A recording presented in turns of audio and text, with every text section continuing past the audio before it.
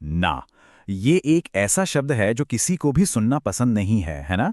लेकिन सोचिए, अगर हर ना एक फुल स्टॉप नहीं बल्कि एक मौका हो। आज की इस बातचीत में हम बस यही समझने वाले हैं कि कैसे हर ना को हाँ में बदला जाए, और हाँ, वो भी बिना किसी जोर जबरदस्ती के। एक बड़ी मजेदार बात कही जाती है कि हर ना में कहीं ना कहीं एक हाँ छुपी होती है। बस उसे खोजने का हुनर आना चाहिए। तो जरा सोचिए, अगर हर ना एक रुकावट के बजाय एक इशारा बन जाए, एक सिग्नल कि रास्ता इधर से है। चलिए आज इसी सीक्रेट को डीकोड करते हैं। देखिए, एक ना सुनना सिर्फ एक जवाब सुनना नहीं होता। असल में इसके पीछे बहुत कुछ छिपा होता है। पैसा जो हाथ से निकल गया, वो मौका जो फिर शायद कभी ना मिले, और सबसे बड़ी चोट लगती है कॉन्फिडेंस पर, जो एकदम से टूट जाता है। ये सिर्फ एक शब्द नहीं है, बल्कि एक बहुत भारी एहसास है जिसे न जाने कितने लोग हर रोज झेलते हैं। ये समझते हैं कि इस एक छोटे से शब्द ना की असली कीमत क्या होती है, और आखिर इसे चुकाता कौन कौन है। अगर आप देखें तो कुछ प्रोफेशंस में तो ना सुनना रोज का काम है। जैसे सेल्स वाले लोग जो कमीशन पर काम करते हैं, उनके लिए तो हर ना का मतलब है सीधी इनकम पर असर। फिर सोचिए उन नए एंटरप्रेन्योर्स के बारे में जिनका पूरा का पूरा बिजनेस आइडिया ही एक हाँ पर टिका होता है, या फिर वो फ्रीलांसर्स जो अभी शुरुआत कर रहे हैं, उनके लिए एक डील का हाथ से निकलना मतलब पूरे महीने का स्ट्रेस। और यहीं पर एक बहुत ही चौंकाने वाला फैक्ट सामने आता है। क्या आप जानते हैं कि 60% कस्टमर्स हां बोलने से पहले कम से कम 4 बार ना बोलते हैं? सोचिए जरा, 4 बार। इसका सीधा सा मतलब तो यही हुआ कि ज्यादातर लोग तो पहली या दूसरी ना सुनते ही हिम्मत हार जाते हैं और मैदान छोड़ देते हैं। तो सवाल यह है कि अगर लोग इतनी बार ना कहते हैं तो फिर करना क्या चाहिए? जवाब सिंपल है। हमें ना को देखने का अपना तरीका ही बदलना पड़ेगा। इसे एक दीवार की तरह मत देखिए, इसे एक सिग्नल की तरह देखिए। एक इशारा जो असल में ये बता रहा है कि रुको, मुझे अभी और कुछ जानना है। और बस यहीं पर एक एवरेज परफॉर्मर और एक टॉप परफॉर्मर के बीच का असली फर्क साफ दिखता है।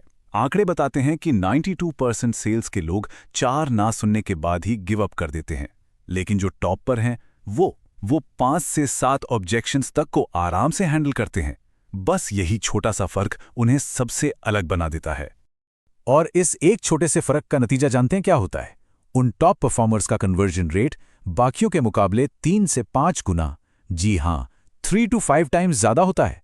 सोचकर देखिए, सिर्फ कुछ और ना सुनने की हिम्मत रखने का इतना बड़ा इनाम।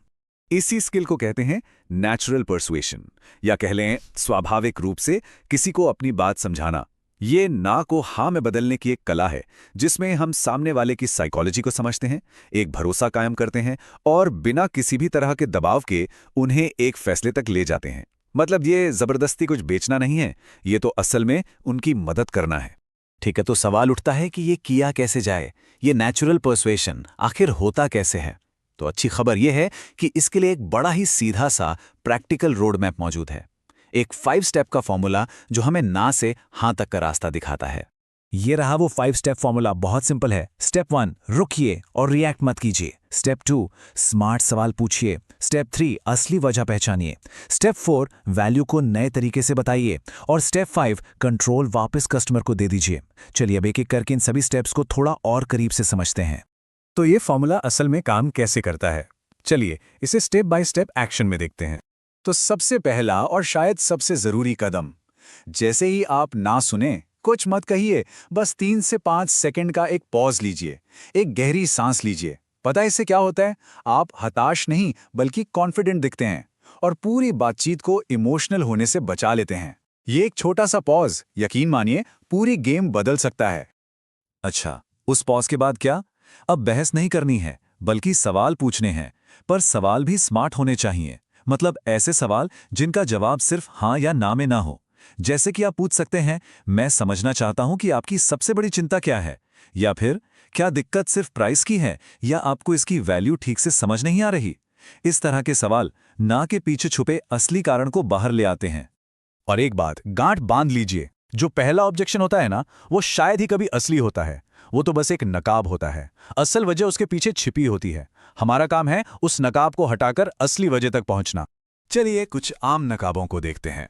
अगर कोई कहता है ये बहुत महंगा है, तो इसका असली मतलब है मुझे इसकी कीमत के बराबर वैल्यू नजर नहीं आ रही। अगर कोई भरोसे की कमी की बात करे, तो असल में उससे डर है कि कहीं उसका फैसला गलत ना हो जाए। कोई कहे अभी टाइम नहीं है, तो समझ जाइए कि वो कह रहा है मैं अभी इसके लिए तैयार नहीं हूं। और अगर कोई कहे कि मुझे इसकी जरूरत नहीं, तो इसका सीधा मतलब है कि आप अभी तक उसकी असली प्रॉब्लम तक पहुंच ही नहीं पाए हैं। तो जैसे ही असली वजह हाथ लगती है, हम आते हैं स्टेप नंबर 4 पर, वैल्यू को रीफ्रेम करना। मतलब अब आप प्रोडक्ट के फीचर्स नहीं गिनाएंगे, बल्कि उसके नतीजे बताएंगे। आप कहानियों का, सोशल प्रूफ का इस्तेमाल करेंगे। आप ये दिखाएंगे कि ये कोई खर्चा नहीं, बल्कि एक लॉन्ग टर्म इन्वेस्टमेंट है। एक तरह से आप एक बिफोर और आफ्टर की तस्वीर पेश करेंगे कि आपकी चीज उनकी जिंदगी को कैसे बेहतर बना सकती है। और अब आता है आखिरी और सबसे पावरफुल स्टेप, कंट्रोल वापस कस्टमर के हाथ में दे देना। उन्हें ऑप्शंस दीजिए और फैसला उन्हीं पर छोड़ दीजिए। ऐसा करते ही सारा प्रेशर खत्म हो जाता है और हाँ कहना कोई मजबूरी नहीं, बल्कि उनका अपना फैसला बन जाता है। और ये तो हम सब जानते हैं कि जब फैसला हमारा अपना होता है तो हम उसके साथ ज्यादा कंफर्टेबल रहते हैं। तो कुल मिलाकर ये पूरी की पूरी बात आखिर में एक जगह आकर रुकती है, माइंडसेट शिफ्ट पर। रिजेक्शन को एक नाकामी की तरह नहीं, बल्कि एक मौके की तरह देखने पर। इसे ऐसे समझिए कि यहाँ 2 तरह की सोच हैं। एक पुरानी सोच जो कहती है रिजेक्शन मतलब फेलियर, ना का मतलब एक दीवार, और मेरा काम सिर्फ बेचना है। और फिर है एक नई सोच जो कहती है नहीं, रिजेक्शन तो एक फीडबैक है, ना एक पहेली है जिसे सुलझाना है, और मेरा काम बेचना नहीं बल्कि प्रॉब्लम सॉल्व करना है। और यकीन जानिए, जिस पल ये माइंडसेट शिफ्ट होता है ना, उसी पल सब कुछ बदल जाता है। कन्वर्जन रेट्स 3 से 5 गुना बढ़ जाते हैं, कॉन्फिडेंस एकदम से बूस्ट हो जाता है, और सबसे बड़ी बात, रिजेक्शन जो कल तक करियर किलर था, अब करियर मेकर बन जाता है। तो आज की इस बातचीत को हम इसी एक सवाल के साथ खत्म करते हैं। जरा सोचिए, क्या हो अगर अगली ना जो आपको सुनने को मिले वो असल में आपकी जिंदगी की सबसे बड़ी हाँ की शुरुआत हो।